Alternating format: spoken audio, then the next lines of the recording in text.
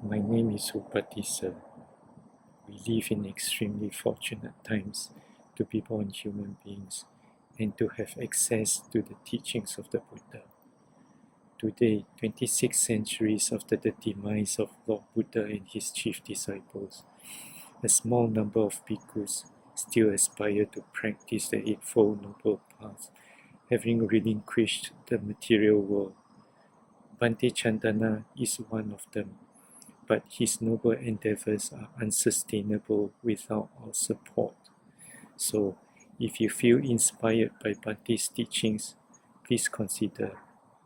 A timely donation from the right places goes a long way to prolong the Buddha's dispensation. May the blessings of the Triple Gems be with you. Sukhi Hotu.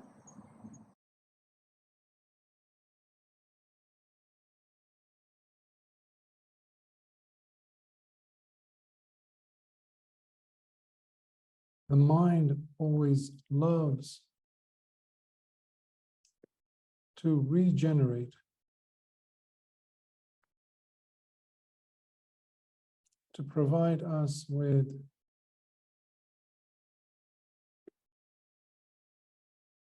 the hope for re-becoming,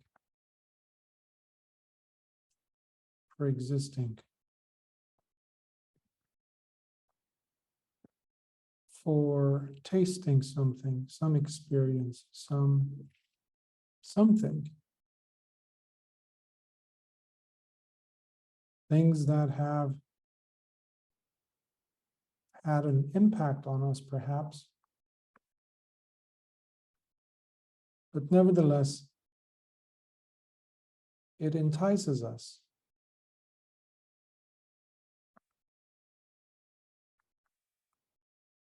If we were to write a script, if we took the minutes down of the conversation, if we just dictated and just wrote down what the mind keeps telling us and how it convinces us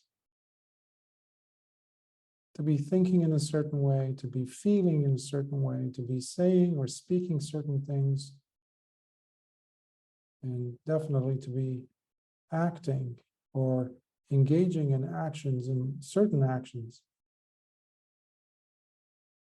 then we discover clear patterns that have everything to do with disappointment.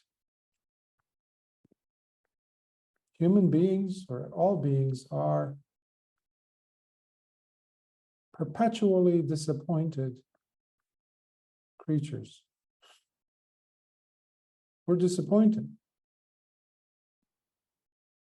But we don't stop at the disappointment.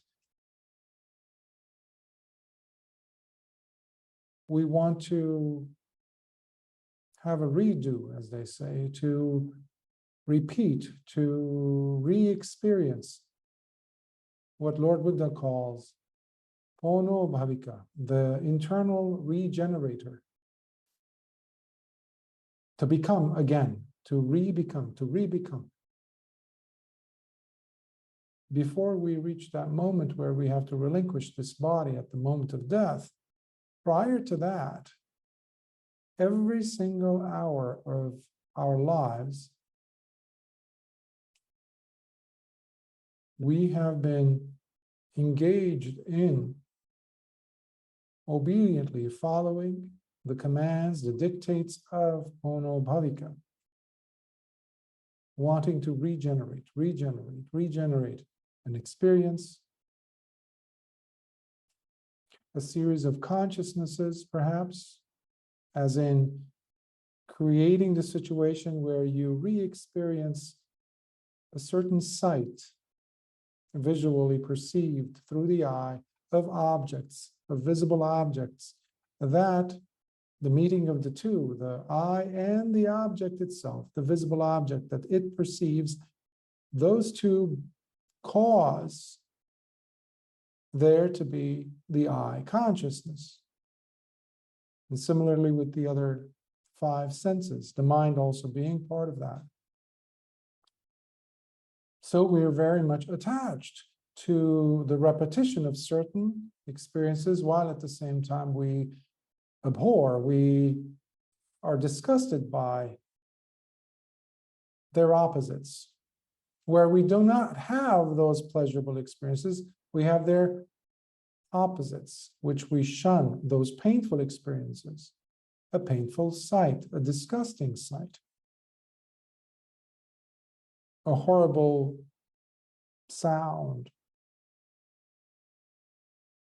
a displeasing, hurtful memory, which would be the result of mind consciousness. So we're always engaged in regenerating, recycling, if you will. The mind is the ultimate recycler or recycling bin. Most often, there's nothing new that comes out of it. It's simply the product of the old rubbish, the old narratives, which the mind has to put together. It's like having 5 or 6 pieces. In fact, that would match the 6 consciousnesses, right? The 6 senses. So imagine you're playing Scrabble.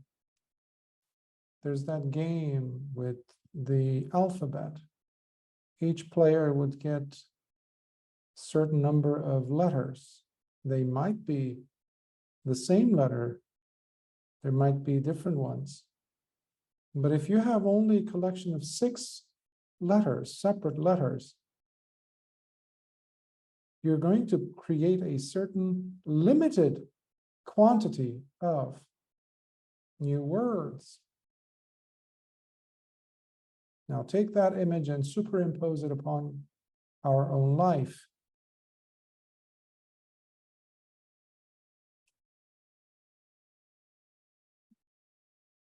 We repeat, but we never learn that our dukkha, our suffering, comes from obediently following this regenerating aspect of a deluded mind.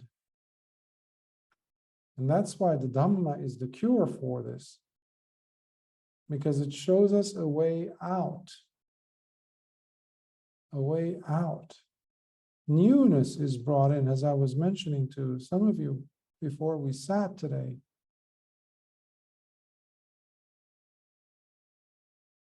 The Dhamma allows us to taste what it means to be fresh, what it feels to be young. That's why Nibbāna is called the deathless.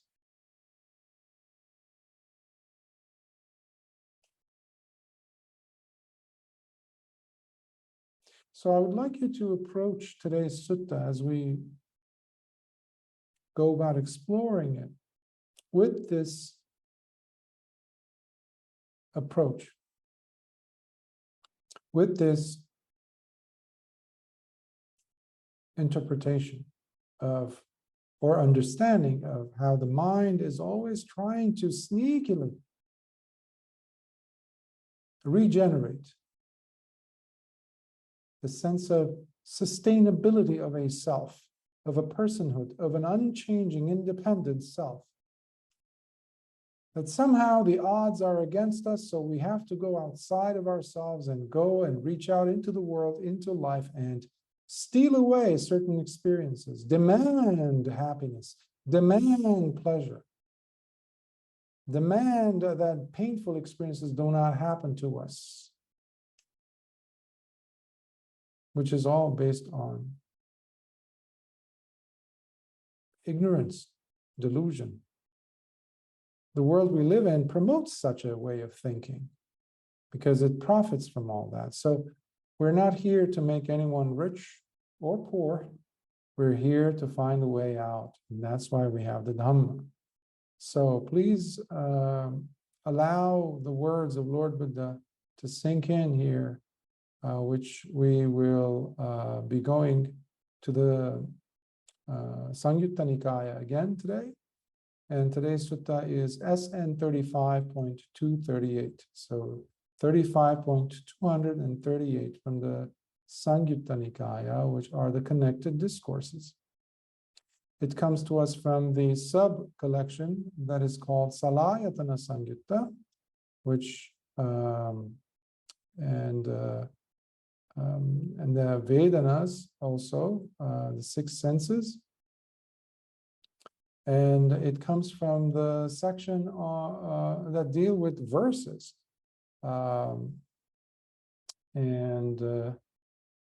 This one is called the Āsīvisopama Sutta, which I translated as simile of the deadly snakes. Simile of the deadly snakes. So let's begin. This is what I personally heard. Once, while the Blessed One was living in Savatthi, at the monastery offered by Anathapindika in Jeta's park, he addressed the bhikkhus by saying, "Bhikkhus, just imagine that there were 4 aggressive and poisonous snakes that are deadly with their fast-acting venom. And then, suppose there was a man who is very much happy to be alive, fearful of pain and death, as he desires to continue to live and therefore does not want to die. So dying is the last thing on his mind. He wants to enjoy life. Now imagine someone else would come and tell him the following. You there, here are these 4 aggressive and poisonous snakes, deadly with their fast-acting venom.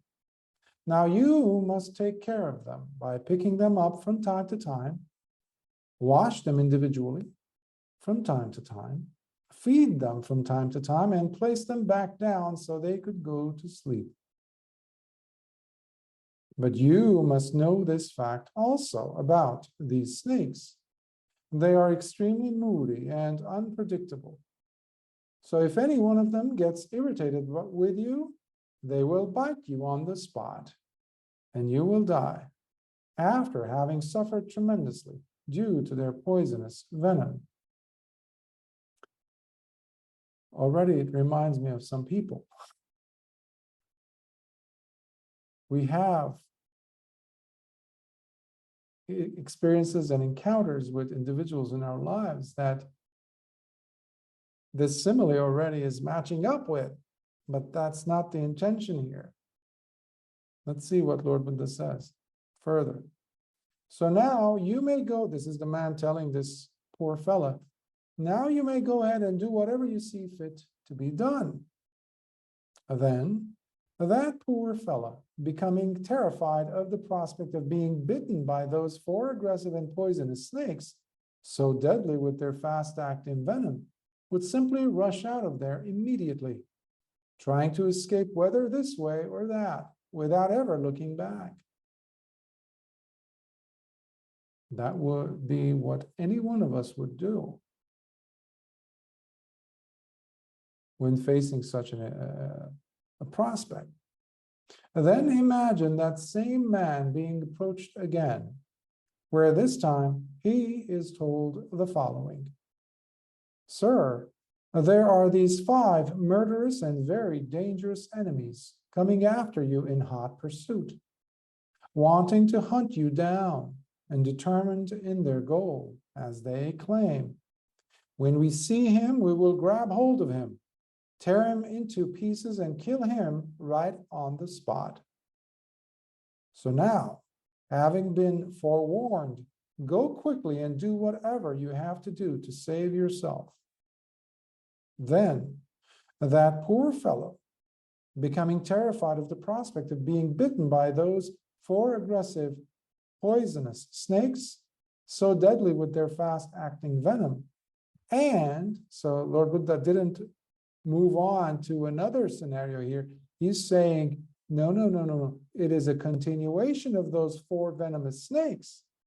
So those are still after him. Plus, there are these murderous bandits, criminals that are after him, from being captured and killed on the spot by those enemies who are in hot pursuit of him. What does he do? He rushes out of there immediately, trying to escape whether in this or that direction, without ever looking back. Lord Buddha was known par excellence. He was the one unique teacher. If we just were to look at his usage of similes, I have never encountered any other thinker, teacher, throughout all the studying I've done during the past, well, few decades. Never have I seen anyone who comes close to his skillfulness at using metaphors, similes. He understood the connection between the right brain and the left brain. The right brain is all about relationships. And the best way it remembers is through the medium of images, not just images,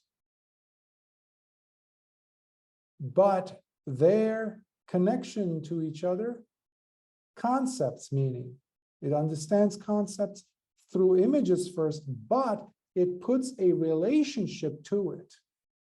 It builds it beautifully. It makes it into three-dimensional reality, an understanding that it can say, okay, that is one of the best ways that a human brain could understand, especially if it's concepts that are difficult to grasp. He had the clear understanding of this, how to use this based on the level of comprehension, adaptability, and malleability of the mind and comprehension of the person. We have countless similes, countless examples, and how they reflect the Dhamma.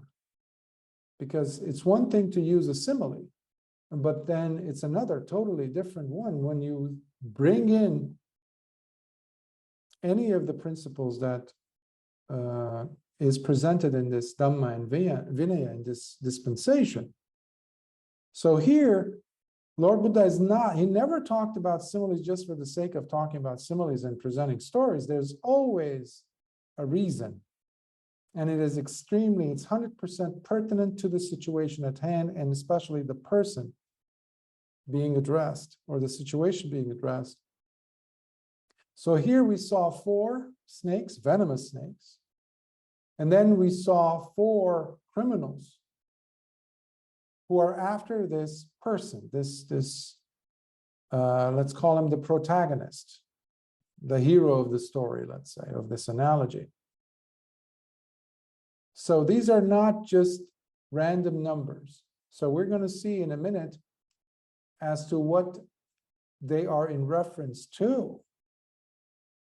And numbers are very important in that sense, because they indicate the principles taught within the Dhamma. So, now imagine that same man being approached yet again, and this time he's given the following warning. Sir, we want to warn you of yet a 6th assassin. Be careful, because he too has been coming after you with his drawn-out sword in hand. That means it's unsheathed. It's ready to slash and cut and destroy. Eagerly driven by the single purpose of hunting you down, for he too has determined, when I see him, I'm going to chop his head off cleanly, right there and then. So, sir, please, now you have been warned. Go quickly and do whatever you have to do to save yourself. Now, again, that poor fellow, becoming terrified of the prospect of being bitten by those 4 aggressive and poisonous snakes, so deadly with their fast-acting venom, and from being captured and killed by those 5 murderous enemies, or of having his head chopped off cleanly the moment he is spotted by that 6th assassin with his drawn-out sword in hand, simply rushes out of there immediately, trying to escape whether in this or that direction, without ever looking back. Then, imagine that man reaching an abandoned village that is desolate, whereby whichever house he rushes to hide in, he finds it to be utterly vacant, deserted and empty of life. So there's nobody living there, not even a pet, nothing. Similarly, with every water jar or food bowl he reaches towards to find some sustenance, he is disappointed to find them also vacant and empty of whatever he was looking for. So it's like one of those dreams that we sometimes have. When you reach over for something and you're hopeful that this is going to be, if it's a loaf of bread, I don't know, a bar of gold or a jar full of water, and you reach over and you're thirsty or this, it's empty. Then someone approaches and informs him the following: "My good sir, there are marauding thieves and thugs who come pillaging and terrorizing these villages and towns. In fact, they might be returning to strike yet again any minute now. So, sir, please, now you have been warned. Go quickly and do whatever you have to do to save yourself." Then that poor man, terrified of the prospect of being bitten by those four aggressive and poisonous snakes, so deadly with their fast-acting venom, and from being captured and killed by those five murderous enemies, or of having his head chopped off cleanly the moment he is spotted by that sixth assassin with his drawn-out sword in hand, in addition to being a victim at the hands of those marauding thieves and bandits who come pillaging and terrorizing villages, he quickly rushes out of there immediately, trying to escape whether in this or that direction, without ever looking back. And as he is trying to flee from all these dangers, he comes across a vast and terrible flood in front of him, where he notices that the nearer shore to him is quite dangerous to seek refuge in or rest upon, being fraught with many life-threatening hazards. So he's running from one situation to the next and is being met with even more dire situations, more life-threatening than before. The snakes weren't saying, "We're going to cut your head off, your limbs apart." Then he ended up in a situation where there are criminals who are after him. They're coming after him. They have a contract to kill him, basically, almost. They want to get rid of it. So he is rushing out of one dangerous situation and only ending up in another. And now he can't even find any refuge in this bank of the river, this shore that is still full of life-threatening hazards for him. But, Lord Buddha says, he does notice how farther on the opposite shore there is true safety, where he could finally find peace and security. However, he observes that there are no means of travel for him to cross over to the farther shore, whether through a bridge, a boat, or a ferry. Nobody's going to save him to go across the flood or floods. So he reflects on his predicament while encouraging himself. What if I collect some tree branches, twigs, and grass as I start building myself a raft? That way, once I build the raft, I can use my arms and legs to paddle myself through the floodwaters and cross to the other side.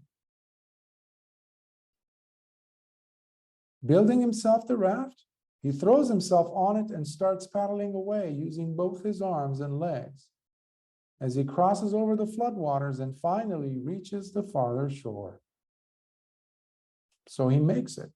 He crosses over because he had to be ambitious enough, willing enough, because when your life is threatened,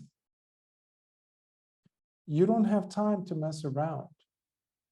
You don't have time to procrastinate, but you must have come to that realization yourself. Only then can you stop procrastinating.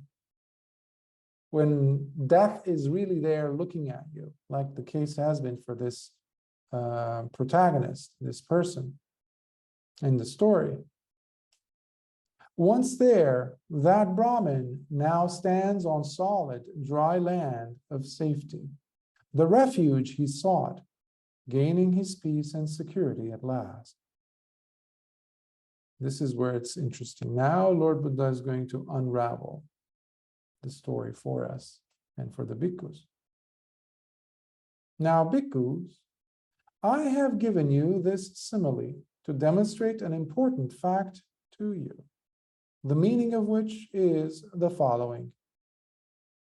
First, those 4 aggressive and poisonous snakes, so deadly with their fast-acting venom, is a synonym or designation for the 4 great primaries, which are the element of earth, the element of water, the element of fire, and the element of air or wind.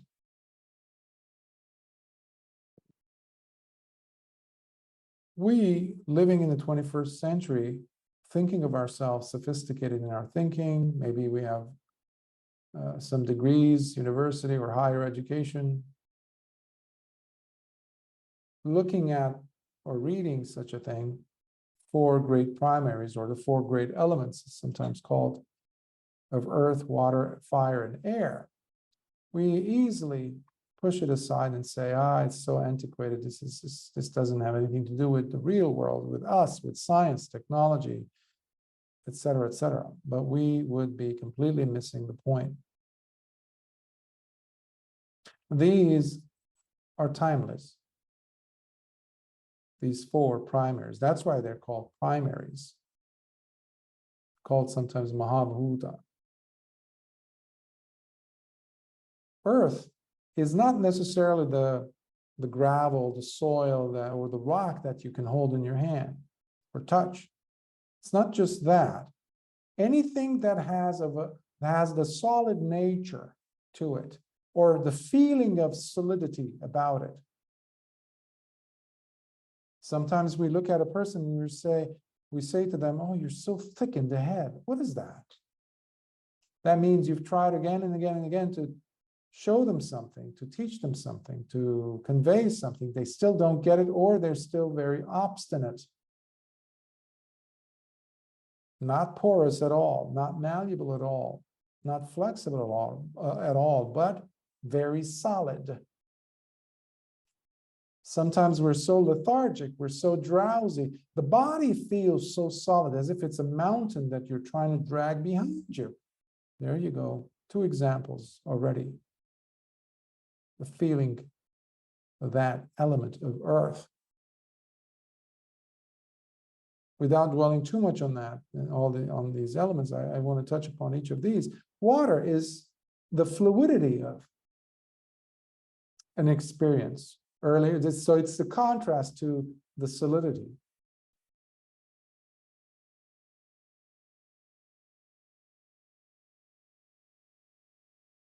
Even you can also, obviously, you can use the body as an example,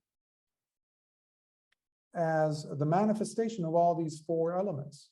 In fact, it's one of the requirements in understanding what we talk about when we say rupa, which is a reference to the body in this case. Lord Buddha says the body is made up of the 4 great primaries, plus the egg and sperm from our parents, plus the sustenance that we get from food, etc. But the 4 primaries have to be there to make up this body. So when you saw the bones, let's say, as the solidity part, the element of solidity, or the element of earth, then you can look at the blood, the fluidity of it, the synovial fluids. We see examples of this throughout the suttas, by the way. In all of the Nikayas, you have examples of this. That becomes the element of water. Then we get to the element of fire. So the digestive system does not work if you do not have necessary fire element working its magic to digest, to allow the gut, to the villi or the walls of the intestines and the bacteria to absorb the nutrients from the food you ate. Otherwise, it's just going to come straight out of you. That's what happens when you have too much antibiotic and your body just, it's a diarrhea. Your body does not absorb any vitamins, nutrients from the food you ate. So also fire is necessary in the brain to function the brain, to keep the brain active. So you see this both in Ayurveda and also in traditional Chinese medicine, for example.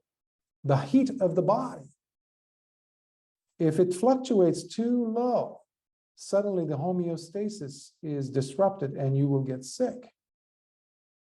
You will shiver, and eventually you're going to have hypothermia. You die.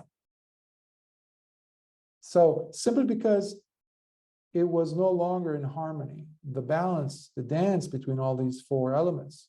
So that is another way of looking at the element of fire. Agitation in the heart, being restless, sometimes is described as the element of fire, or the element of wind, because it never stays still.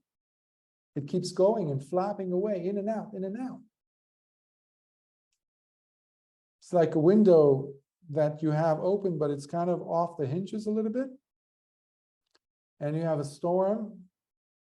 All of a sudden, it keeps banging against this window sill, and all of a sudden, it breaks the glass, and it keeps banging away, or the door, or the drapes flapping against the wind. Other times it's called the monkey jumping from one tree branch to the next. I'm making a reference to the mind again. So that is also the element of air or wind. The gas is in the gut or in the chest, as described in the suttas. That's also the earth element. All of these are, the Lord Buddha was giving the example of the man is being told to take care of these venomous snakes. What does a venomous snake do? Can you domesticate a venomous snake? You could try. I've seen documentaries of people who would keep reptiles as pets. Sometimes they feel, I guess, I wouldn't say courageous, but dumb enough to keep a black mamba or a cobra or a viper or a king brown snake, which is one of the worst, if not the worst, venomous snake in the world. You find them in Australia. It eats other snakes. The king cobra eats only other snakes. What's going to happen to this person? Well, exactly what has happened to almost every single one of them who has, one moment you think, oh, you develop a relationship with this reptile. And guess what it does? When you least expect, the fangs go inside and deliver a major dose of venom. Well, that's what we are encountering with this body. So every time the person looks at their body and says, oh, look at my skin, is how smooth it is. Oh, how beautiful my hair is. Ah, what is that? And that's you trying to caress that venomous snake. Because the next moment you're going to have rheumatoid arthritis with those lovely knees that you were worshiping. Or you ran a marathon and you're saying, wow, I got this, I still have this. I knew of a person and she was in her early 70s, late 60s, and she had run, I think, about 10 or 12 marathons. And she was always planning to participate in another. She refused to be called an old person. I mean, you're old, deal with it. You're not 20, that's for sure. Remember that regeneration part that I was talking about? That hopefulness to repeat something that you've experienced from the past, or at least for the first time even? Well, the groundwork for that is none other than the four great primaries that Lord Buddha is saying is none other than four poisonous, extremely venomous snakes. Because if they get irritated and you don't know when that will happen, they will turn around and bite you.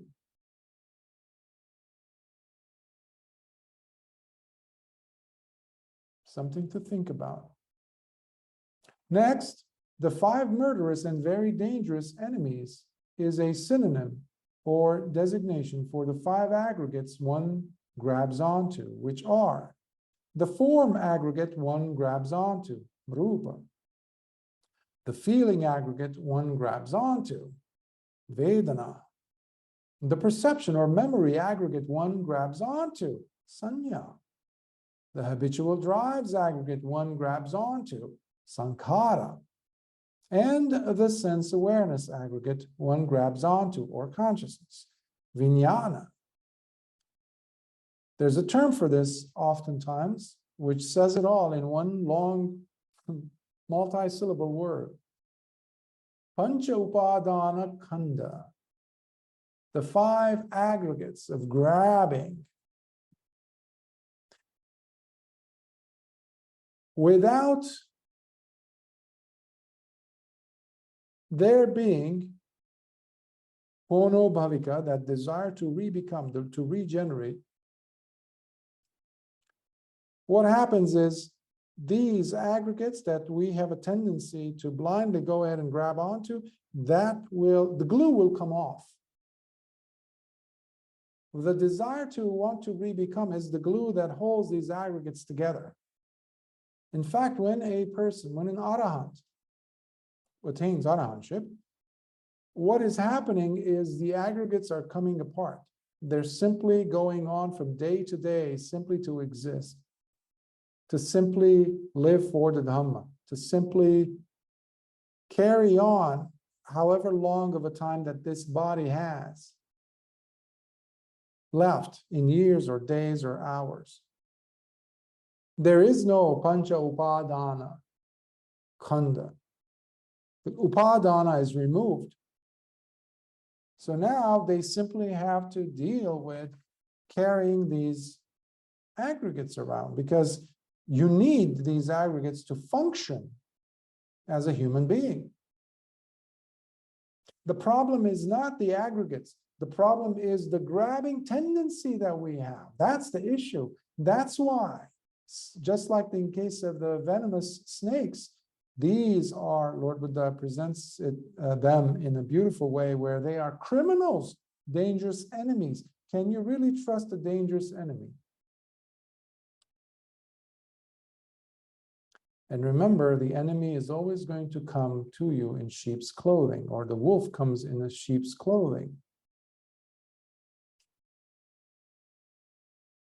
Every night you go to your room, you are taking 5 enemies with you to bed. Every time you go to the bathroom, there's 5 enemies walking with you. You go to the bus stop, 5 enemies are there. You turn around, look at them, suddenly they smile to you, suddenly. You turn away and they show their bloody, sharp fangs and canines at you, growling, just waiting for the moment for them to attack. Now, can we maintain such an understanding when we are relating to the body on a day-to-day basis? Something else to think about. Further, bhikkhus, the 6th murderous assassin, who is on the hunt with his drawn-out sword in hand, chasing and determined to chop off one's head, is a synonym or designation for delighting and lust. Make that 6 enemies you take to bed with you, to take to your room, to the bathroom, to your work, to your important meetings. When you pull up a seat or a chair to sit down in the conference table, you have 6 more chairs around you, behind you. When you're answering a phone call, they're there. When you're tasting an apple, they're there. When you're looking at something, they're there. The grabbing, the grabbing, the grabbing. Why? Because I want to delight in. I am lusting after. I want to repeat this experience. That's the sixth assassin. And we think that's our right. There's nothing wrong with that. That's what society teaches us. But it doesn't teach us that that is the very essence, the backbone of Ono Bhavika. The promise that tomorrow is going to be better. Don't worry. The next experience. This girlfriend didn't work. This boyfriend didn't work. This job didn't. Don't worry. We're going to get you another one, a better one. Don't worry. Don't sweat it. Don't worry. We're going to get the next better thing. And now you put everything into that basket, hoping for happiness to come to you because of that. Forgetting completely that this realm, this body is Mara's realm. There's never going to be any satisfaction out of it. And we're going to be getting to that very soon. Next one, in fact. Next, bhikkhus, the desolate village, empty of all signs of life, is a synonym or designation for the six internal sense spaces. Thus, the village that he went to and he looked around, the pots and pans, he found nothing. The chairs, the rooms, this, that, nobody was around. It was just desolate. That is a demonstration, an example of the six senses, internal six senses. That means the eye, the ear, etc. But Lord Buddha is going to say it in a much more beautiful way. If an intelligent, masterful, and perceptive individual was to look carefully and investigate the nature and function of the eye, it would be very clear to him beyond any doubt that the internal sense space of the eye is, on its own, quite vacant, desolate, and empty of life. For in fact, it merely serves a function. Serves a function. It's like an engine. Think of an engine. Perfectly running machine, a car, and then one tube, one wire is not connected. Or connected wrong. It won't work. The eye is no different. And plus, it's so fickle. You see one moment and then you don't see. Sometimes you are looking and you can't see. Others can see, but you can't. Here is where you can glimpse into, see through what Lord Buddha was also talking about, anatta. That the eye also is anatta. It doesn't have a permanency to it. It is impermanent, in fact. It is unreliable. Another word for desolate is also unreliable because it is lifeless in essence. Because ultimately what it does is it merely serves a function. If an intelligent, masterful, and perceptive individual was to look carefully and investigate the nature and function of the ear, it would be very clear to him beyond any doubt that the internal sense space of the ear is, on its own, quite vacant, desolate, and empty of life. For in fact, it merely serves a function. It simply receives information. In fact, it's not even the sound that it's receiving. It is receiving the turbulence, the pressure in the layers of air molecules that are being squeezed into the ear canal and down into the eardrum. Vacant, ultimately.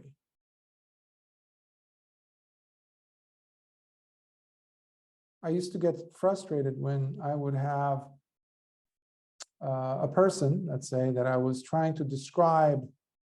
In my 20s, this would happen a lot, where I would go and listen to some Italian opera, let's say, and I would have, or beautiful music that I thought, oh, this is beautiful, you should listen to it, you should. And the person listens and they're like, I don't get it. I don't, like, are you even listening? And then I saw how the ear is not reliable. Because it's the impact that I'm supposedly having with the ear, and my ear works and his ear works, but apparently there is an undependability factor involved that I was neglecting to consider or was completely unaware of. If an intelligent, masterful, and perceptive individual was to look carefully and investigate the nature and function of the nose, it would be very clear to him, beyond any doubt, that the internal sense space of the nose is, on its own, quite vacant, desolate, and empty of life, for in fact, it merely serves a function. Same thing with the other senses, so is here. We had a neighbor that would, one of their favorite dishes that they would love to cook at least once a month was, I think it's in English, it's called tripe, intestines basically of animals. So that was a great, one great occasion to empty out the whole building, except for them, because nobody enjoyed the smell. It felt like it's a carcass. It's like it was terrible for us, not for them. Because I would see the neighbors' kids, they would be running their home because they would be eating their favorite food, I guess. So I was always wondering about that. And then some years later, somebody brought, one of my mother's friends gave her something to smell. Like, could you smell this? What do you think of this? She didn't like it. She pulled away. But since that day on, she lost her olfactory senses. So she couldn't smell anymore. She went to doctors, this and that, and they said, sorry, we can't help you. She couldn't smell from that point on until the end of her life. But I would look at her nose like, how could she not smell the gardenias? That was one of her favorite flowers. She couldn't smell it anymore, but I could. But she has a apparently perfectly functioning nose otherwise. She can breathe through it. But you see how fickle it is.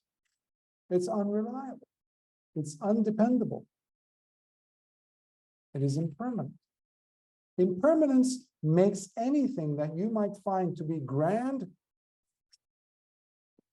lose all that glamour immediately if you realize the impermanency of it. And all things that are conditioned are impermanent, including the most valuable person in your life. They are impermanent. The most important experiences you've had, they also are impermanent. The lovely, lovely memories you've had, also impermanent. Now, this takes a mind that is able to remain in equanimity, not to become shaken up or become depressed. This is a mature state of mind we're talking about. This is not what a Putujjana goes through, mind you. The Dhamma is not for Putujjanas. They are dealing with the pujas. They're the ones who go and light candles and this and that. The Dhamma is for those who really are able to penetrate by understanding and by working on the mind to stay mature, to stay stable, while understanding this, despite how heavy of a pill it might be to swallow. Because we all know the truth of these statements that Lord Buddha is making here, the unreliability, the fickle nature of things, the venomous snakes, the five aggregates that are completely unreliable, the lusting after things, these empty, empty promises that are never delivered. We're never satisfied fully. It's so brief, it goes very quickly. And Pono Bhavika comes in and says, don't worry, regenerator. Don't worry, I got another one lined up for us. Don't worry. If an intelligent, masterful, and perceptive individual was to look carefully and investigate the nature and function of the tongue, it will be very clear to him, beyond any doubt, that the internal sense space of the tongue is on its own quite vacant, desolate, and empty of life. For in fact, it merely serves a function. Similar to the nose. Sometimes you like a certain food, growing up, or not like it. And then given the situations, all of a sudden you end up liking it. And then somebody has to remind you, hey, do you remember you didn't like the skin of eggplants? My mom used to make these stuffings with rice inside the eggplants, my grandmother. I would help them to empty out the inside of scoop out the eggplant. But I didn't like the skin. So I would tear up all the skin and it would be beautiful velvet or purple color rather. And I would give it to my grandmother and she would eat it. Until one day I said, I want to give it a try. And I tried it. It was delicious. Plus it was colorful. I was like, okay, I'm going to, and then I would take it from her. Because I liked it so much. I said, wait a minute. For years I despised it. Now I changed it. What happened? And I felt sad. Wow, that too is on. What I like today could change tomorrow. So many people I had them try durian. Even in the States, when I lived there, they were like, no, no way, no way. And then they tried the second or third time. They're like, where can I have more? Durian. If an intelligent, masterful, and perceptive individual was to look carefully and investigate the nature and function of the body, it would be very clear to him, beyond any doubt, that the internal sense base of the body is, on its own, quite vacant, desolate, and empty of life. For in fact, it merely serves a function. The body is the same. When I used to be a fitness trainer, and then I was asked to teach at a college for a specific program they wanted me to prepare for future trainers and nutritionists. So we would do that, and then I would take them onto the field, and I would help them to teach people how to work out. And these were all fit individuals to begin with. Plus, they were now teaching others to be fit. So one of the idols of theirs was some bodybuilders, and like Arnold Schwarzenegger or somebody like that. And my dad, who was a bodybuilder in the 60s, used to admire him so much, and he had pictures of him in the house, and this is the body that we need to become, type of a thing. And I would teach them how, to get the body into that state, this and that. But then I would show them a before and after picture of Arnold. Arnold in his 20s, 30s, peak of his life, 40s. And then he would show him in his 60s or 70s. Where are the muscles? Where's that body? Where's that physique? God. But they never wanted to see that second picture. Because remember that regenerator, don't worry, I'm going to be the exception. This is going to be the exception. That's what ignorance tells us. No. Forget about all the past experiences. This is it. This is it. This is going to be it. How many times have you undergone that fallacy? Fallen for that fallacy? We all do. We all have.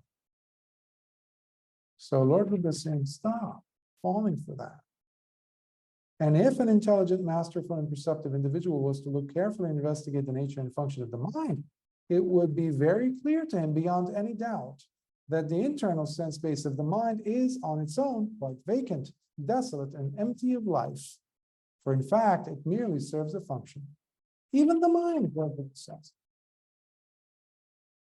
That's why it's funny when people hold on to some state, even some jhanic state or some samadhi even. If you recall, a few months ago, or several months ago, we did the,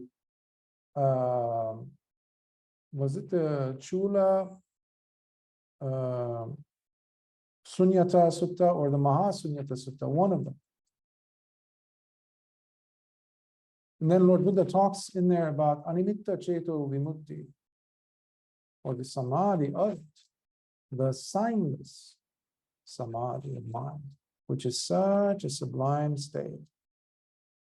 It's beautiful, but at the same time, it prepares the mind to open up to experiencing sunyata, hence the title of the sutta. But in it, Lord Buddha says something amazing. He says, the mind of the practitioner, the person will get to an understanding to see that even that is conditioned by the mind, by the volition of the mind to be going in that direction. So the pieces are lined up perfectly to make this experience happen within the mind. It's necessary. He's not washing it away as unimportant. There's a difference here. But to rely on that and holding that as something concrete, that is a big obstacle for so many people not to be advancing any further, because they've taken the mind to be this. So instead of now talking about the body, because they're beyond it now, the body, they understand that it is empty, this and that, they went and ran to hold on to the mind, some sublime or subtle state of mind, and now they're holding that as an independent, self-sustained, substantial thing, which is equally wrong. Hence, we see Lord Buddha saying, even that is quite vacant, desolate, and empty of life. Now, as for the marauding thieves and thugs who come pillaging and terrorizing those villages, that is a synonym or designation for the six internal sense bases. Six external sense bases. So we talked about the internal, meaning the eye. That's the internal. The external for that would be the object that the eye catches, meaning the visible form. So he continues, the eye, because it's constantly, being assaulted by both enjoyable and unwelcome sights. The eye is constantly being harassed by both pleasant sights and unpleasant. That's the unwelcome part. The ear, because it's constantly being assaulted by both enjoyable and unwelcome or unenjoyable sounds. But what do we do with these? We have preference. We say yes to one, no to another. When you're trying to sleep and there's a bunch of dogs in the neighborhood that want to come and coalesce and create an assembly outside your window and start barking away the whole night, that's an unwelcome sound compared to a lovely lullaby singing nightingale. Far, not too close to the window, but far, but pleasant sounding. Yes, that is welcome. So you see, again, we're attaching preferences to, which is another form of regenerating, re-becoming, re-experiencing. The nose, because it's constantly being assaulted by both enjoyable and unwelcome odors. Same thing. The tongue, because it's constantly being assaulted by both enjoyable and unwelcome flavors. The body, because it's constantly being assaulted by both enjoyable and unwelcome touches. And the mind, because it's constantly being assaulted by both enjoyable and unwelcome thoughts and mental objects. Mental objects, in this case, Dhammas, or sometimes they're called things, just things. But as meditators, this is extremely important for you, because sometimes you have time, meditation sittings where you go and you experience some pleasant or welcome mind objects. Maybe you experience some joy or some deep sense of tranquility pervading everywhere in your body, in your mind, or joy. These are different mind states. Now, of course, if it happened once, the next time you sit, what does the mind do? Can we please repeat that? I'd like to redo that. Can I re-experience that? That's Pono Bhavika again, by the way. To re-become or re-experience, regenerate that state of tranquility. And if that doesn't happen, what do we do? What do we become? Agitated, restless. In fact, Oftentimes we become doubtful. We start doubting. Maybe that was just a mistake. Maybe that was a fluke. I think, well, yeah, but it was a very powerful experience. So it must have been real. But now then, that means what I'm doing currently is wrong. So I'm doing something wrong, aren't I? Yes, it must be. Meanwhile, it's becoming worse and worse. The water is becoming murky. It's no longer transparent. It's no longer the mind. The clarity is murky. You can't see through it. The mind isn't restful anymore, which is necessary for tranquility, for joy, and all those to come. So this is why we're practicing vipassana. We're looking at it, we're observing it with sati, but sati in such a way, with continuous flow of sati coming again and again, you start to understand, and that is the doorway for wisdom to come in. But you have to be patient with yourself to allow, no matter what is happening, to just rest in equanimity. Wisdom will not arise if the mind is not equanimous. Please remember that. You will never gain wisdom in an agitated state. It's impossible. The mind has to come to rest first. Nobody attained Nibbāna in agitation, in a restless state. It's impossible. It's a condition, it's a precondition to have agitation subside and in fact to disappear completely before understanding the eye of Dhamma appears. And doubt, all these hindrances, doubt, restlessness, doubt, remorse. You have tinamida, drowsiness, procrastination, laziness. You have lusting, passion. You have hatred, aversion. All these things are creating commotion in the mind. So you need to have faith in your purity of approach, in your desire to sit and to experience the Dhamma, and say and be like a mother, loving parent to yourself, to the mind, saying it's okay. That will open up the space for equanimity to settle. And then your mind will remember. It will remember samadhi if you've attained it. If it hasn't attained it, it will create the opportunities for it to experience it for the first time. And that's going to open up even more space for equanimity. Now you have the ground set for Nibbāna, for wisdom. There you go. That's a formula for success for you, if any. As for the vast and terrible flood, because that is a synonym or designation for the four great floods, namely, the floodwaters of sensual pleasures, the floodwaters of the desire to re-become, the floodwaters of views and opinions, and the floodwaters of ignorance. We all go through these stages in our progression in the Dhamma, if we persevere. But so many are caught in one of these, or all of them, or more than one of these. So many people, especially the intellectually inclined among us, they will get caught in the views and opinions department. Those are the ones that have PhDs in universities, or write articles, or get on panels, or go on user groups and go hurling insults and verbal daggers at each other in a sophisticated manner, but there's a lot of aggression there, debating basically, all of which Lord Buddha completely discouraged, in fact, looked down upon. That's not the path of wisdom. When I was translating the Sutta Nibbāna a few months ago, I was so relieved when I read the section on the debaters, how Lord Buddha says this beautiful verse. He says, no wise person ever came out of any debate. That settles it. No debating ever created a wise person, let alone anyone who experiences Nibbāna.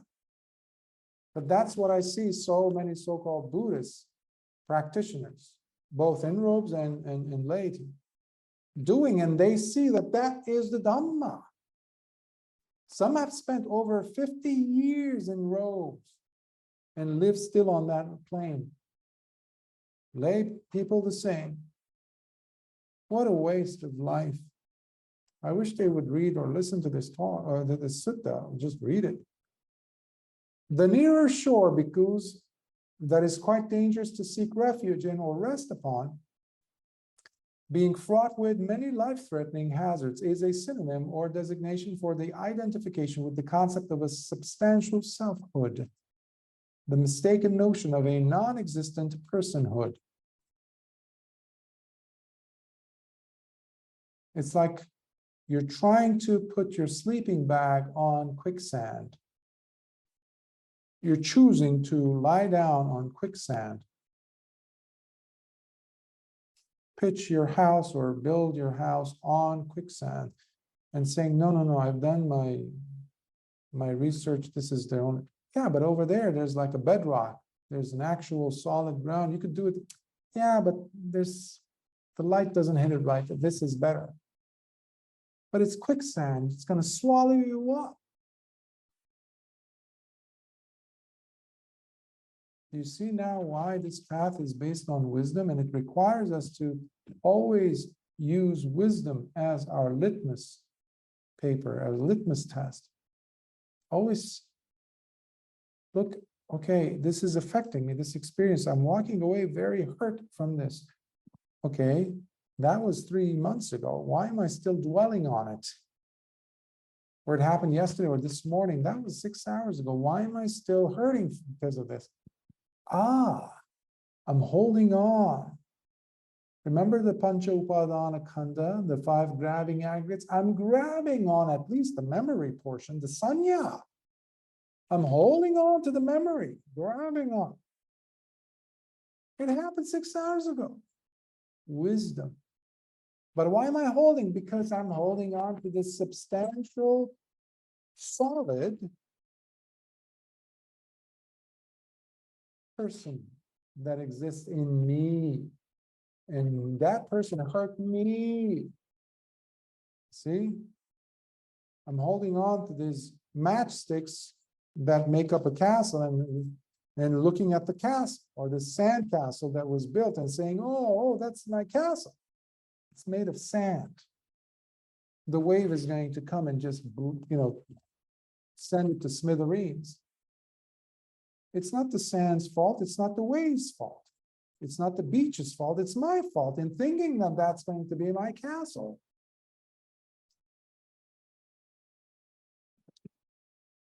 The farther or opposite shore, meanwhile, bhikkhus, where there is a true safety and where one could finally find peace and security, is a synonym or designation for the release, that is, Nibbāna, supreme. Self-explanatory. That's why the person is seeing that there's no refuge in any of these places. He sees that his only security is over there. And then you start to become more affirmative of yourself and your situation, and empowering, rather, not affirmative, empowering yourself enough to say, this is, by the way, the true, genuine meaning of empowerment, not what you hear in society today. It's all convoluted, like most of the English language. But you empower yourself to say, no, despite all these criminals, these nasty snakes, and these thugs, and these butchers, assassins running after me, and this hazard-ridden shoreline, I know I'm going there. I don't care. I'm going to find out a way. I'll build a hot air balloon. I don't care. I'm going to go. That desire is Dhamma Chanda. That's necessary. That's a healthy desire. That we need it until we get the raft ready and go in the right direction. The raft, bhikkhus, which takes one to the farther shore, is a synonym or designation for the Noble Eightfold Path. That is, right view, right intention, or right thought, right speech, right action, right livelihood, right effort, right mindfulness, and right stability and collectedness of mind, or right samadhi, the right kind of samadhi. The Noble Eightfold Path. Another name for the Noble Eightfold Path is practicing and training in the middle path. So it's a synonym for the Noble Eightfold Path when we say the middle path, Majjhima Pada. Meanwhile, paddling away by using both one's arms and legs is a synonym or designation for mustering up the wholesome intention and drive to maintain one's course by putting in the persevering effort necessary to make the journey to the farther shore. Knowing the Noble Eightfold Path means nothing. That means when you're having a conversation with someone or at a party or at a gathering, you can have something to say to set yourself apart from others. Yeah, I know my Buddhism. Yeah. So who cares? Who cares? Well, I have a PhD in Buddhism. Who cares? What is Buddhism about? First of all, it's not an ism. It's all about training yourself. It's a practice. It's a doing. It involves you taking action with your life, which means making choices and living up to the actions that will follow consistently. That's why it's called the training. Sikkhapada, sikkha, the training. So who cares if you know how to pronounce or how to, I've had people who say, no, right action comes before right effort. Or some said, no, which one is more important? I don't see it demonstrated in your life. Right speech, you're not practicing right speech right now. So to know is one thing. It's like someone who goes and says, I know everything about swimming. Well, how do you know? Well, I read everything on the subject. Have you ever dipped your toe inside of a pool?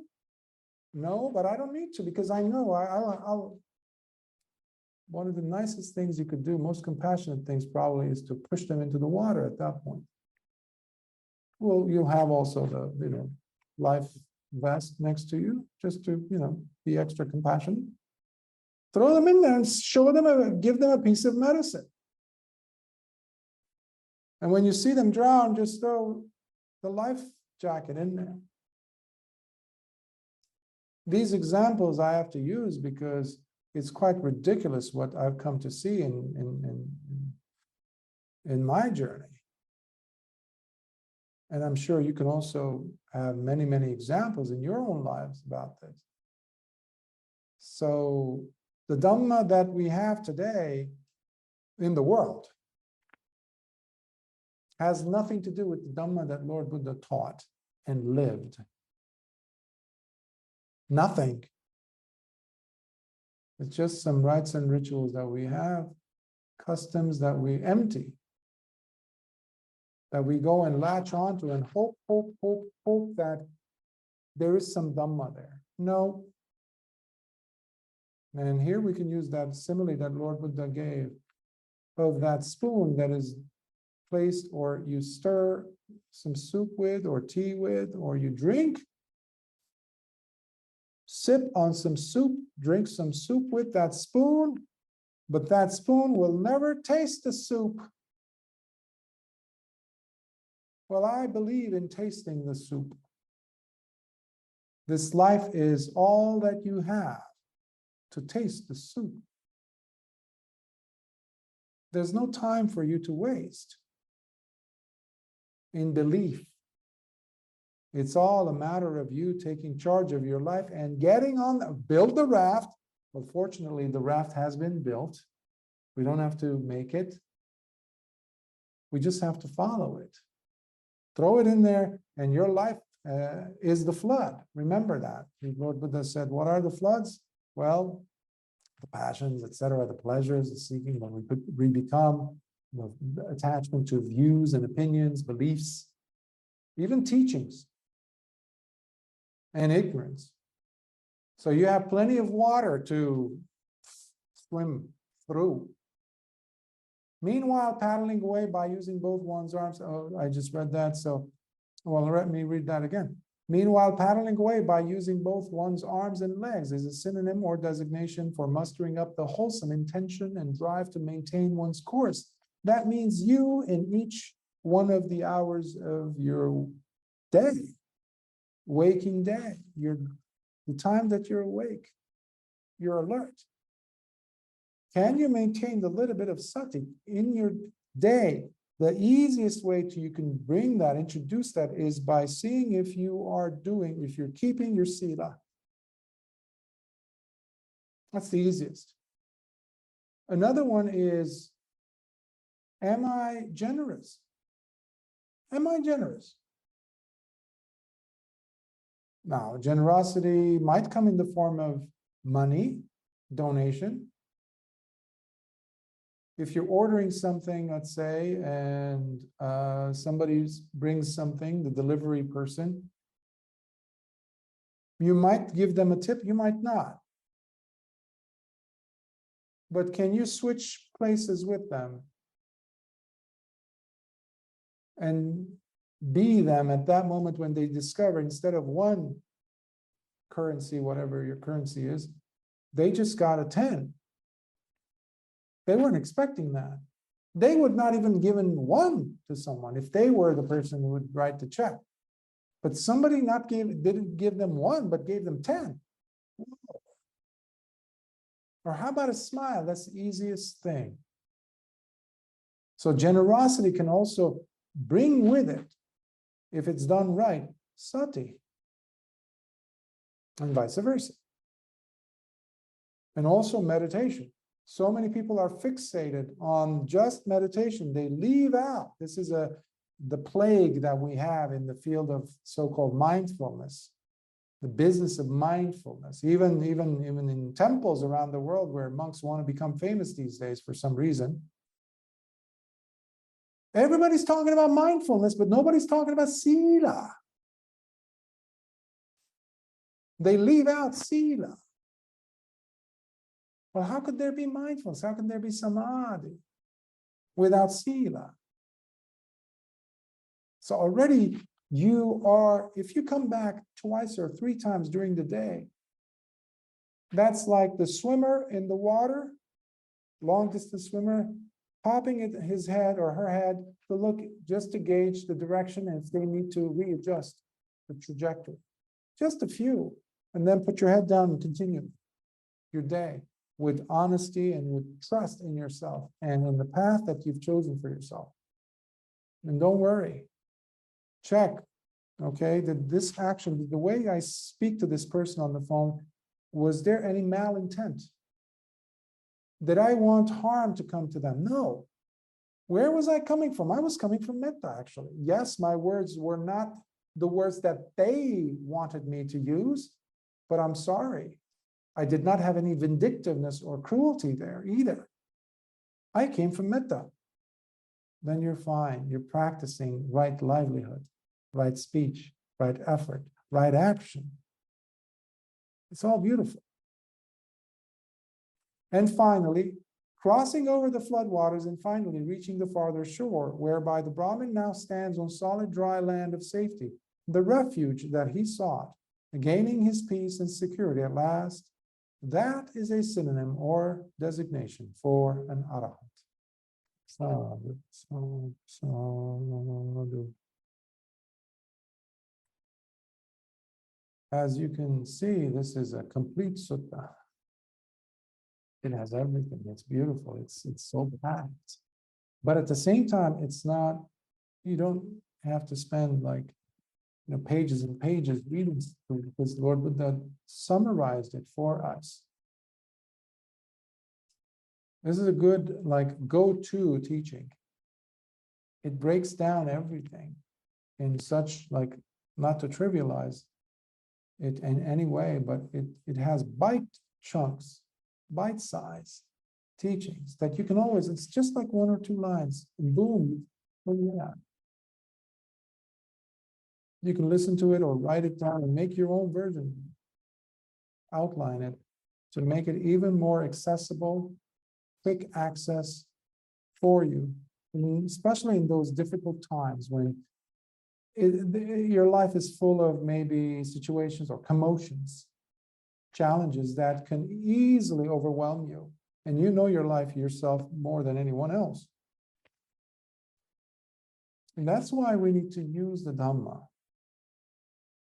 Not for some tradition, not for maintaining the Dhamma, but without living it. This is for living the Dhamma first. When you live the Dhamma through your life, don't worry. You're doing everything necessary. So I will pause here and see if there are any questions and comments.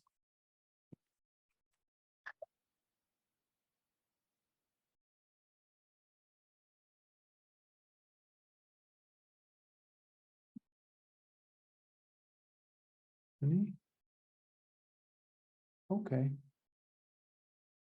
I don't see any hands, so in that case, let us transfer some minutes. Akasatsa Zavumata Devanaga Mahidika Punyantang Anumoditva Chirang Rakantu Lokasasanam Akasatsa Chavumata Devanaga Mahidika Punyantang Anumoditva Chirang Rakantu Desanam Akasatha Chabumata Devanaga Mahidika Punyantang Anumoditva Chirang Rakantu Mam Paranti. Sadhu, sadhu, sadhu. May you and your loved ones all be well. May you learn how to work with your mind. May your language or may your speech, your relationship with the mind, your heart, be infused with metta. May you be kind and compassionate towards your heart. When the mind or the heart doesn't listen to you, when you don't feel that state of calm or tranquility, or you have many upheavals, or you seem to forget some of the things that you wanted to remember from the suttas, please go easy on yourself. Be like that loving parent, compassionate parent, forgiving parent, who sees that the child is doing their very, very best. So long as you're doing your very best, there's only success waiting for you. So lighten up and fill your life with Dhamma. Until I see you all next time. Sukhi Vot.